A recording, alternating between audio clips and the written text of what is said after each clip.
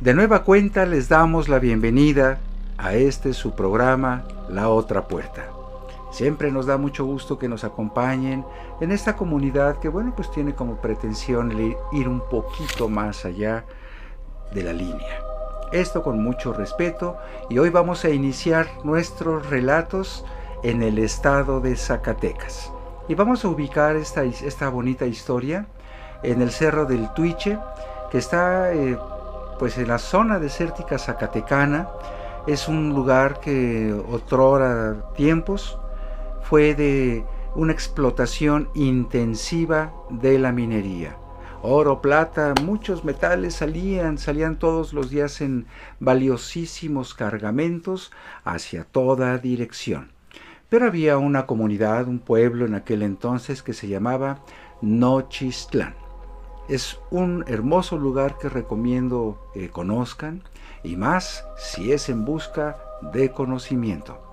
Pues resulta que hace ya muchas décadas había un leñador llamado don Sebastián, y él era un hombre humilde, era grande de edad, pero de fuerte cuerpo, dado que en aquellos lugares un tanto austeros de leña, como lo es las regiones semidesérticas zacatecanas, no es fácil encontrar grandes y gruesos troncos.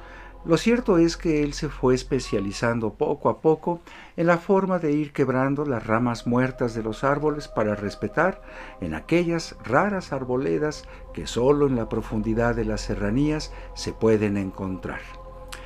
Iba caminando por uno de los senderos cuando de pronto empezó a escuchar muy cerca del Cerro del Tuiche campanas. En automático las campanas siempre señalan la anunciación del inicio de un servicio religioso. Lo primero que pensó él es que había tal vez un grupo de peregrinos en el Cerro del Tuiche que iban a llevar a cabo una santa misa, por lo cual él comenzó a ascender hacia el cerro. No dejó de ir marcando donde podía él ir cortando ramas para llevar a casa y otras para comercializar o truequear. Conforme fue ascendiendo al Cerro del Tuiche, se dio cuenta de que realmente esas campanas no obedecían a algún llamado para un servicio religioso, sino ya una vez casi en la cresta, se dio cuenta que eran lajas de piedra que caían una sobre otra, cuyo sonido emulaba el tañido de una campana. Se desilusionó un tanto porque era un hombre solitario, solo se comunicaba con su esposa, que era con quien vivía, y al sentirse de nueva cuenta en esa soledad que aquellos parajes brindan, descubrió la entrada a una cueva. Con mucha curiosidad se aproximó porque nunca la había visto, a pesar de que él conocía todos los parajes de ese cerro sagrado de El Tuiche. Una vez que ingresó, muy asombrado se dio cuenta que esta cueva iba creciendo en tamaño, hasta que enfrente, y ya unos 20 metros adentro, donde apenas había cierta luz para poder saber en dónde se encontraba, escuchó un bramido de un animal, seguramente del tamaño de un buey, lo cual le dio mucho temor. Y una vez que puso más atención, se dio cuenta que en el fondo de esa oscuridad había un par de ojos de lumbre encendidos contemplándolo. Rápidamente sus pensamientos fueron de correr, distancia que no era, era muy largo, era en vano correr. Y seguramente ese ser, esa bestia, lo iba a alcanzar. Así que optó rápidamente en ir caminando hacia atrás, hacia la salida, y aguardar para ver contra qué se iba a enfrentar o qué es lo que había ahí. Y conforme fue retrocediendo, se dio cuenta que ese ser también iba en pos de él lentamente, hasta que la luz lo comenzó a iluminar y se dio cuenta que era un chivo del tamaño de un burro. Un chivo poderoso, un chivo extraño, de perturbadora mirada, y lo que hizo fue esperar el primer embate. Y así fue. El chivo tomó carrera y se dejó abalanzar sobre este leñador, a lo cual este hombre, a pesar de su edad, supo utilizar sus brazos como palancas para hacer que el chivo diera una vuelta en el aire y se estrellara su cabeza sobre las piedras afiladas que abundaban en el interior de esa cueva. Se acercó a ver cómo estaba y se dio cuenta que ese extraño animal estaba muerto. De pronto hacia atrás comenzó a iluminarse otro umbral, como si se fuera aproximando sin moverse a la salida de la cueva. Y él dijo, bueno, esa salida está más cercana que por donde yo entré, así que optó por aproximarse sin darse cuenta que estaba saliendo a otro escenario. Un escenario donde había muchas personas vestidas como las de antes, con quechquemetls, taparrabos, telas maravillosamente decoradas de muchos colores vivos, otros opacos, penachos de plumas de colores intensos, escudos, los chimalis, incluso parecía que estaba viajando en el tiempo. Se dio cuenta que estas personas vestían, como se decía, como los caxcanes. ¿Y quiénes son los caxcanes? Son una etnia prehispánica descendiente de las migraciones que llegaron de Siberia y que se habían alojado ahí hasta tiempos de la conquista. Todavía quedan algunas comunidades caxcanes que le dan vida a lo ancestral. Lo cierto es que dentro de ese lugar donde estaban esas almas, escuchaba que estaban muy contentas las personas justamente porque decían que el sol por fin había muerto. Se extrañó a este hombre y preguntó que por qué decían eso, y se referían a un capitán español de tiempos de la conquista, don Pedro de Alvarado, apodado el Sol, por su rubio cabello y el azul de sus ojos. Había muerto en la guerra de la Gran Chichimeca. Y Pedro de Alvarado era famoso por haber sido cruel, haber sido pues el artífice de la masacre de Cholula, y tenía una fama muy triste y siniestra. Lo cierto es que por fin había muerto, pero este leñador recordaba que esas cosas habían sucedido hace muchos años, por lo cual dijo, eso pasó mucho tiempo, cuando a uno de los presentes le cuestionaba que qué es lo que estaban celebrando. Incluso vio a un héroe llamado Tenamaxtle, que había intentado liberar a los caxcanes del yugo de los conquistadores. Bueno, lo cierto es que entre esa multitud de pronto apareció su abuela.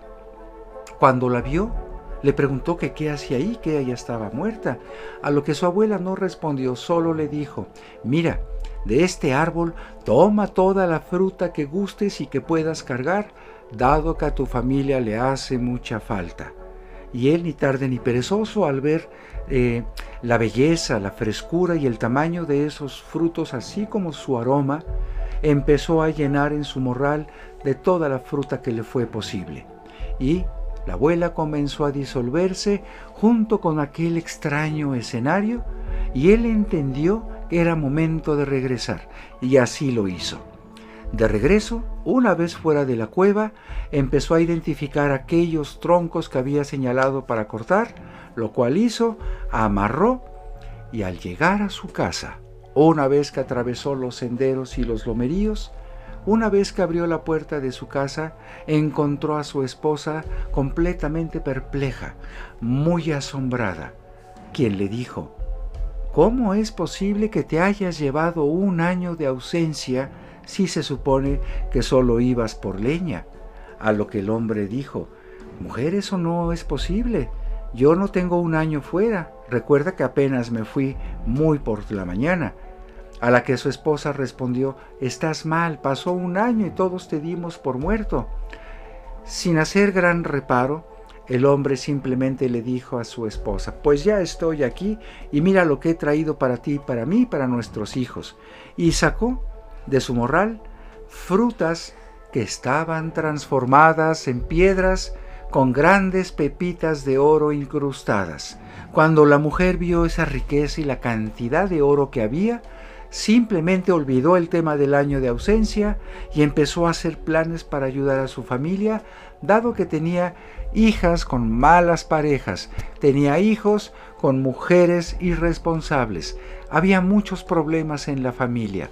Lo cierto es que ella sabía que con ese oro iban a salir adelante. Así que comenzaron a comprar propiedades, comenzaron a prosperar ante los ojos llenos de envidia de muchos vecinos, y entre ellos había 3 hombres que prontamente organizaron una manera de llegar y robarle a este hombre y su familia todo lo que pudieran, y así lo hicieron. En cierta tarde llegaron a la casa del leñador, cubiertos del rostro, y una vez que amordazaron y amarraron al leñador y a su esposa, y al ver que en su casona no había nada de valor, se dieron cuenta que lo que tenían todo estaba invertido. Y una vez que el leñador les preguntó que qué es lo que buscaban, que él les podía decir en dónde estaba, entonces se quitaron los paliacates del rostro para revelar su identidad.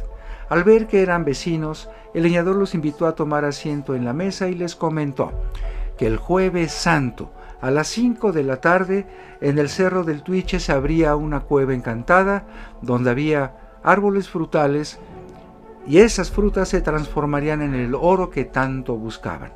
Y estos 3 hombres así lo hicieron. Tomaron camino al Cerro del Tuiche y justo a la hora se abrió el encanto. Del interior de la cueva, una vez que los 3 habían ingresado, se asomó de nueva cuenta otra bestia, ahora más grande. Y esta bestia simplemente al verlos los embistió. Quedaron los 3 cadáveres ahí hasta que las personas con el tiempo los reconocieron en la entrada de la cueva y les dieron sagrada sepultura, lo cual habla de que hay tesoros que solo están destinados a almas que son nobles, que van con una intención limpia, y no a aquellas personas que tienen malas costumbres como estos 3 hombres que tenían fama de ser borrachos, jugadores y violentos. Lo cierto es que justicia, como el mecanismo universal, sigue vigente incluso en el camino de las leyendas. Bueno, esperemos que les haya gustado este relato. Les pedimos que se suscriban, compartan y manden sus comentarios. Siempre es muy grato para nosotros darles respuesta a todo lo que ustedes nos mandan. Bueno, ahora vayamos al estado de Morelos. En el estado de Morelos es recientemente muy famosa una pieza a la que se llama El Monstruo de la Tierra. Bueno, pues resulta que el monstruo de la tierra no es otra cosa que un monolito tallado en la tierra viva seguramente, que representa la boca de un ser tipo reptil. Pero antes he de mencionar que, bueno, en Chalcalcingo, pues que es un lugar muy antiguo, es un lugar que tiene aproximadamente unos 3.300 años de antigüedad, cuando la cultura olmeca llegó a ese lugar. No olvidemos que la cultura olmeca pues son prácticamente autores de cerámica, de técnicas de cerámica muy admirables, el número 0 que heredaron a los mayas, la calendárica basada en el movimiento de la luna, así como muchas cosas que fueron heredando a otras culturas. Se dice que la cultura olmeca por excelencia es una plataforma, una matriz de la cual hubo grandes influencias en las culturas de aquellos tiempos. Estamos hablando de más de 3.000 años. Lo cierto es que en Chalcalcingo, en el estado de Morelos, que está aproximadamente a media hora yendo hacia el sur de la ciudad de Cuautla, se encuentra este maravilloso enclave donde hay 3 peñas de las cuales en una de ellas se supone fue encontrado este relieve, el monstruo de la tierra.